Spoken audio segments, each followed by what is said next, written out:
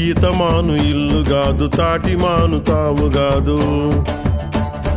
ఈతమాను ఇల్లు గాదు, తాటిమాను తావు గాదు. తగిలినోడు మొగుడు గాదు, తగరము బంగారు గాదు. అందుకే మాట వినాలి గురుడా, మాట వినాలి, మాట వినాలి, మంచి మాట వినాలి. ఆకులేని అడవిలోన అరే మేకలన్నీ మేయవచ్చు. సద్దులేని కోనలోన